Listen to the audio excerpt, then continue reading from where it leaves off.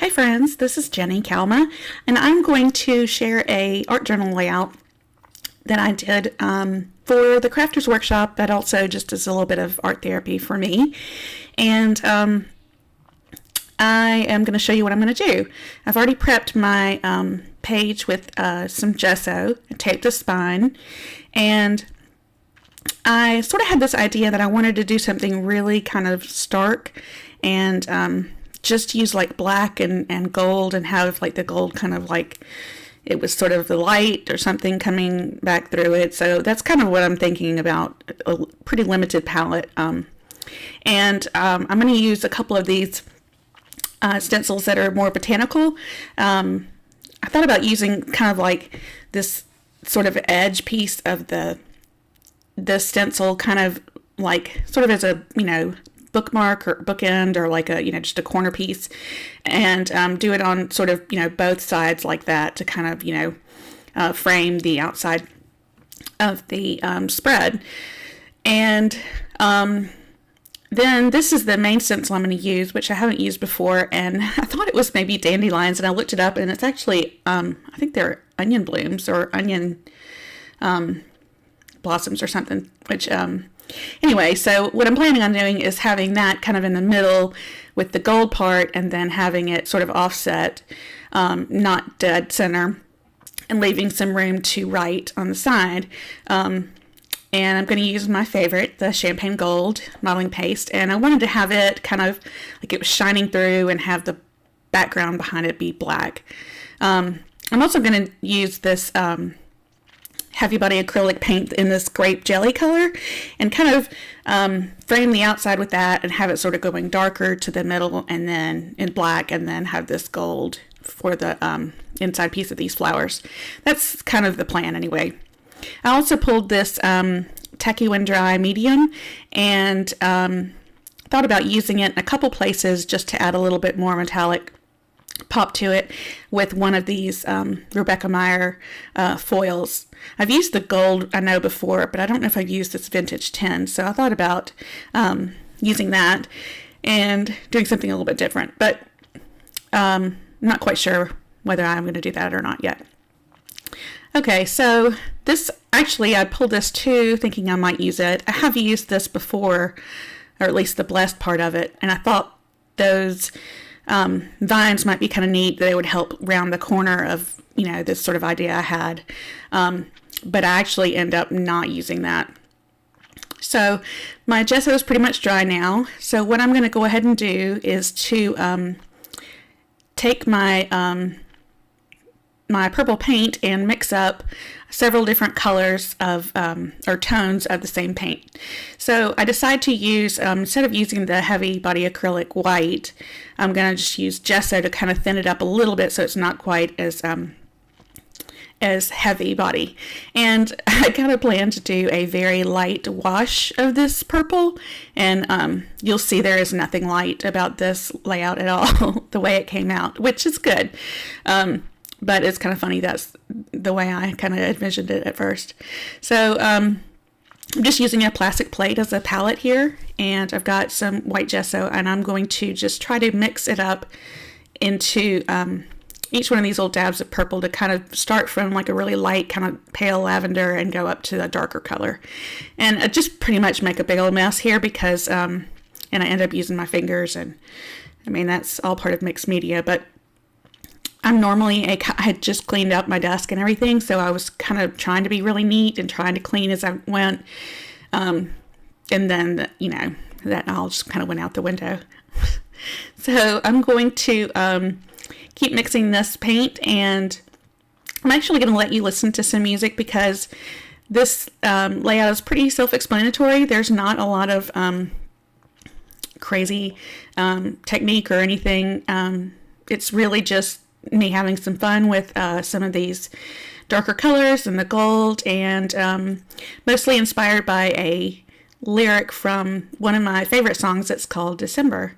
So I'm going to let you listen to some music, and I will come back at the end of the video.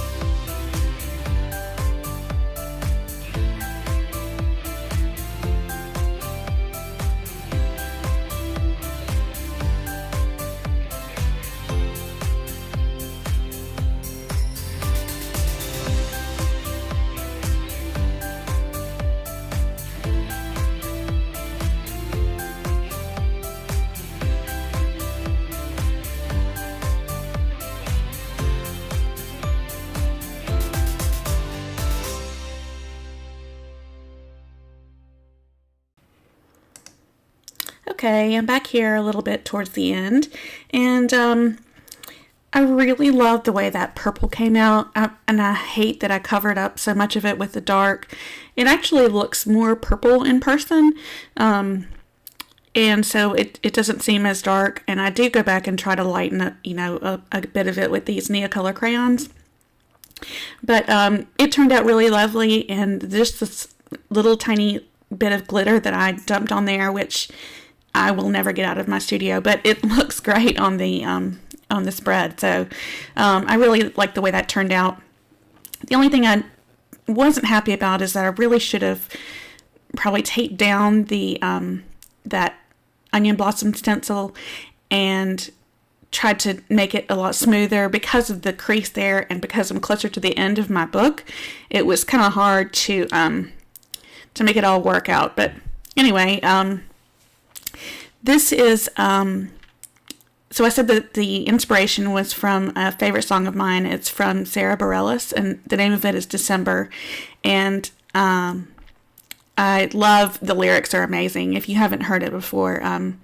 So what I plan to do is to write it in white, but then I thought I might write some of the lyrics down and kind of hide them in between those onion blossoms, and put it on this mixed media paper, which I've used before, but I've usually either stenciled on top of it or painted it or something. And I just intended to write on it and thought that it would kind of disappear in the within the spread. I'm looking at the lyrics there. And it actually didn't do as well as I wanted to, which is one of the only sort of regrets about this, that I really just... I don't know whether I should have painted it first or maybe tested it out.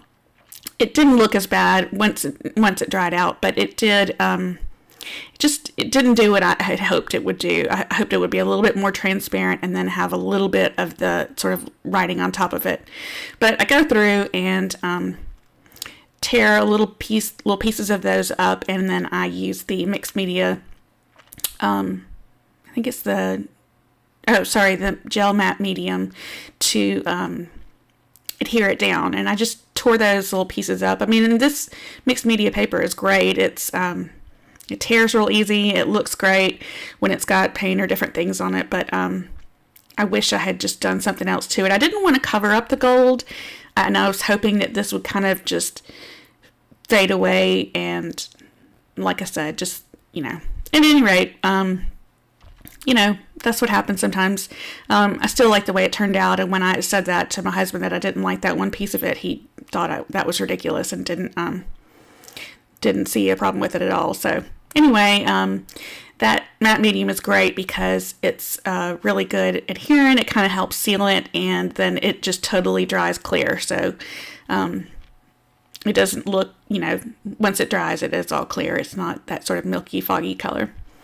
So I'm going to kind of adhere that down, and then once it's all dry, I come back with this handy little blade and cut down the center of the seam there so that the paper doesn't get torn, and instead of trying to do it now. So I needed to wait till that dries a bit. And I think I'm going to go ahead and do the white lettering, and this is what I really had in mind for more of it, and this is the sort of main lyric part that I really like.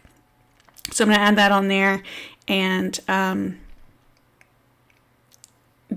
I think I'm just going to dry that with my heat tool, dry up a little bit of that that mixed media paper.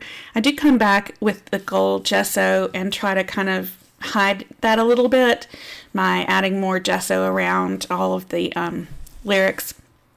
And I also come back and use a little bit of it and a little bit of the gold modeling paste over the top of the stencil again to help kind of, tie that in and make it, mask it a little bit more.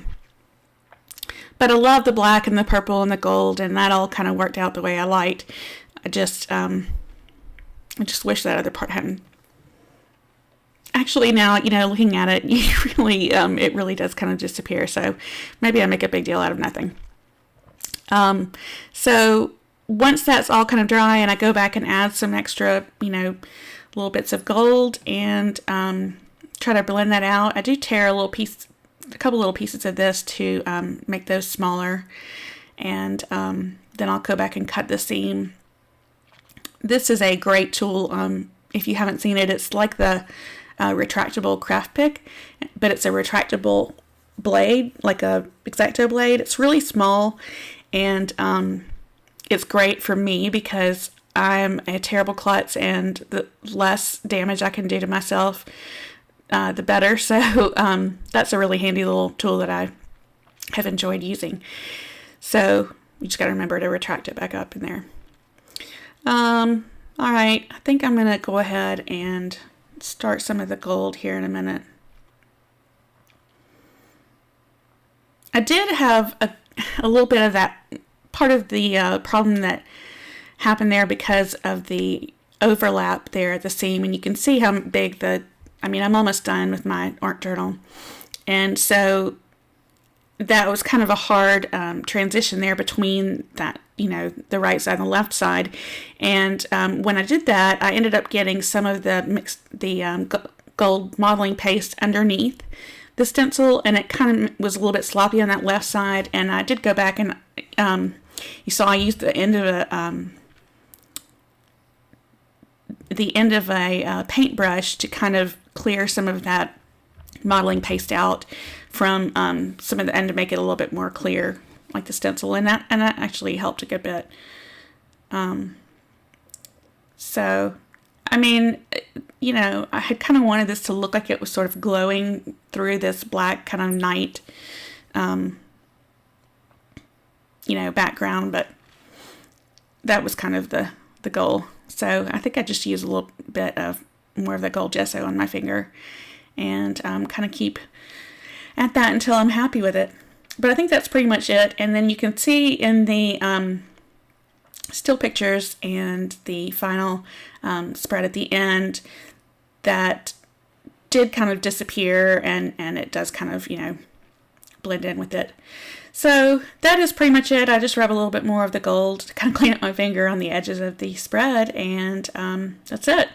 You can see the close-ups here and then the final spread at the end.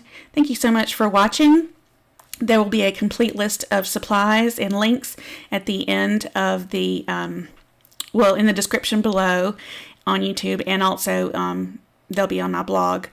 And make sure you visit the Crafters Workshop blog for more amazing projects and videos. Thanks so much for stopping by, and we'll see you next time.